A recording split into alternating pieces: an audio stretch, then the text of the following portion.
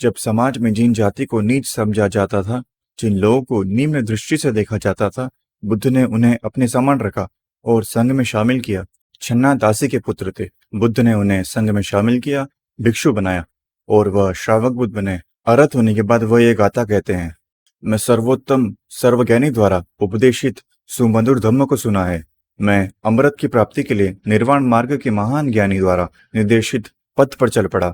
सुमंगल माता का जन्म बहुत ही गरीब परिवार में हुआ था। उनका विवाह छाता बनाने वाले से हो गया और बुद्ध ने उनके पुत्र को भी संघ में शामिल किया। उन्होंने परम ज्ञान को प्राप्त किया और यह गाथा कहती है, अहो मैं मुक्त नारी हूँ, मेरी मुक्ति कितनी धन्य है। पहले मैं मुसल लेकर धान कुटा करती थी, आज मैं उससे मुक्त हो गई हूँ। मेरी दरिद्र अवस्था के वे छोटे छोटे भांडे बर्तन जिनके बीच में मैं मैली कुचली बैठती थी और मेरा निर्लज्ज पति मुझे उन छातों से भी तुच्छ समझता था जिन्हें वह अपनी जीविका के लिए बनाता था। सुप्रिया सबसे नीच दृष्टि से देखे जाने वाले डोम जाति से थे। उन्हें समाज में सम्मान नहीं था। श्रावक बुद्ध बनने के बाद वह यह कहते हैं, जरा के अधीन में अजर निर्वाण प्राप्त हो, मैं संपन्न हूँ, शांति का लाभ हो, अनुत्तर परम शांत कुशल मंगल प्राप्त हो। बुद्ध ने सुप्पे के पुत्र को भी प्रवज्ञा दी और संघ में सम्मिलित किया। वह अरहत श्रावक बुद्ध बने और मैत्री भावना को पूर्ण करने के बाद यह गाथा कही, माता जिस प्रकार अपने एक मात्र प्रिय पुत्र के प्रति प्रेम भाव रखती है, उसी प्रकार सब और सभी जीव प्राणियों के प्रति प्रेम की भावना प्रदर्शित करें। पद्मावती एक वेश्या थी और बुद्ध ने उनके साथ उनके पुत्र को भी संघ में शामिल किया और उनके बारे में यह गाथा कही जाती है, हे अभय माता, असुचि और दुर्गंध में काया को तू अपने पैरों के तलवों से ऊपर तक और मस्तक के केशों से नीचे तक विवेचन कर, ध्यान से अवलोकन कर। सुमंगल एक अछूत जाति से थे। बुद्ध ने उन्हें उपसंपदा दी और बुद्ध ने उन्हें ध्यान सिखाया। अरहत होने के बाद उन्होंने यह कहा, मैं अच्छी तरह मुक्त हो गया, मैं अच्छी तरह मुक्त हो गया, जोताई बोवाई और कटाई से अच्छी तरह मुक्त हो गया। जबकि वे सब यहाँ मौजूद है, उन सब से अनुभव मिला, सुमंगल ध्यान करो, सुमंगल ध्यान में रत रहो, सुमंगल अप्रमादी हो, विहार करो। विमला एक वेश्या की कन्या थी। उसने वेश्या जीवन से खुद को बाहर निकालने के लिए भिक्खु मोगलयान को लुभाना चाहा। इस अयोग्य आचरण को देखकर महामोगल्या ने उससे फटकारा और धर्मदेशना दी। उपदेश को सुन के उसे लज्जा आई और इस अपराध का पछतावा हुआ।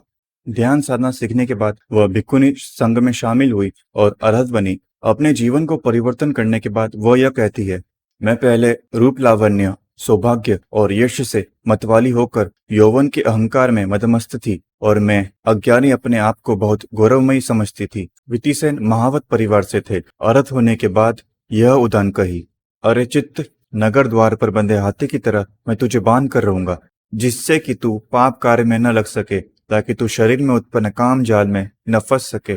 पुण्य अनाथ पिंडी के घर की दासी पुत्री थी। बुद्ध अनाथ पिंडी के घर पर भोजन के लिए जाते और पुण्यिका छिपकर बुद्ध के उपदेश सुनती थी। और एक दिन वह सोतापन्ना हो गई और फिर भिक्खुनी संघ में शामिल हुई।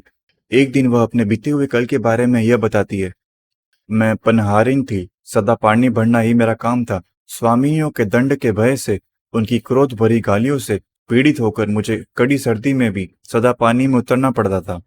सुनित सफाई का कार्य करते थे। उनकी जाति को समाज में बहुत ही निम्न नजरिए से देखा जाता था। एक दिन सुनित ने बुद्ध को आते हुए देखा और झाड़ू छोड़कर हाथ जोड़कर बुद्ध को देखते रहे। बुद्ध ने उन्हें उपदेश दिए और सुनित ने भिक्षु बनने की याचना की। बुद्ध ने उन्हें संघ में शामिल किया और वह वन में जाकर ध्यान करते और एक दिन श्रावक बुद्ध बन गए। एक बार भिक्षु को अपना परिचय देते हुए कहते हैं, मैं गरीब, भोजनहीन, अछूत जाति में पैदा हुआ। मेरा काम हीन था। मैं कूड़ा करकट फेंकता रहा। मैं मनुष्य द्वारा घृणित हो गया। मैं अपमानित हुआ और तिरस्कृत हुआ। विनम्र वंश से मैंने कई लोगों की वंदना की।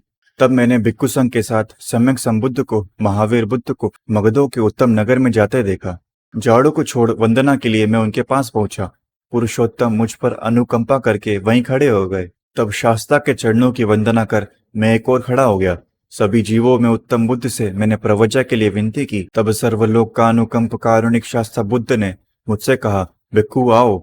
और इस प्रकार वही मेरी उपसंपदा हुई। मैंने अकेले अप्रमादी होकर वन में रहकर जैसा बुद्ध ने मुझे उपदेश दिया था, वैसा ही शास्त्रा के वचनों को पूरा किया।